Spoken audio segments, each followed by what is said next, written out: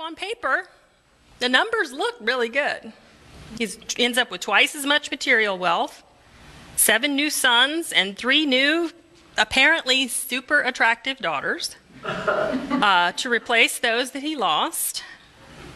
Job's health was apparently healed. He was restored to health such that he lived another 140 years. So it sounds like he was in a relatively good place, happy place by the end of his life.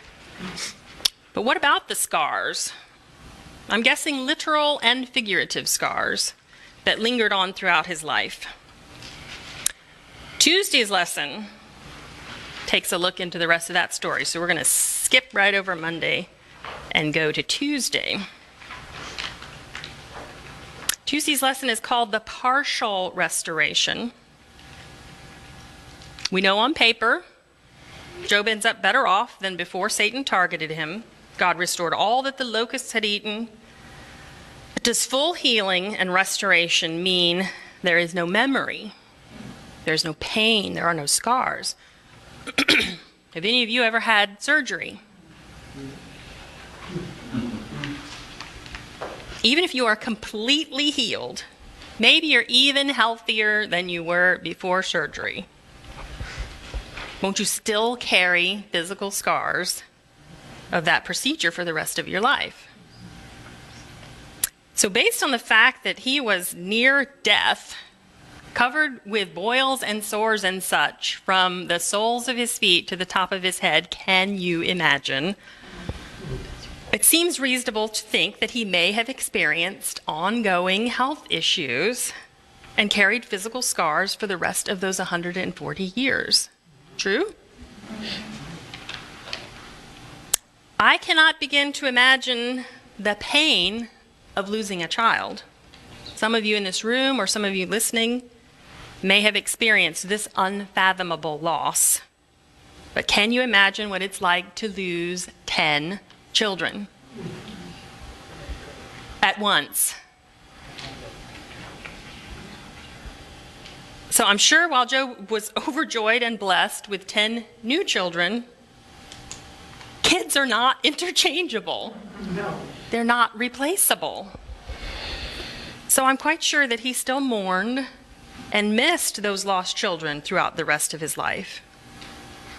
So even in God's complete comfort, healing, and restoration, there can still be painful memories.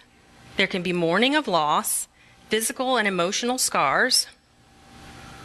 But I can also imagine that, can't you imagine that Job became extremely sensitive and empathetic with other people who were going through tragedy and loss and illness?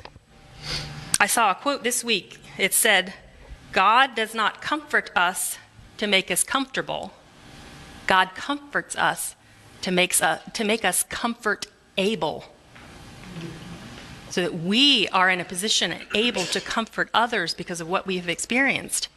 Do you not find that to be true in your life, in your times of struggle or pain? Based on what I've learned in the last couple of months, I now would maybe tie it back to quantum entanglement or string theory, that when we are in those vulnerable positions of tragedy and sorrow and pain, we are operating on the same vibration or the same wavelength as other people who are experiencing that. And I think that those energies attract, and that it's happened to me.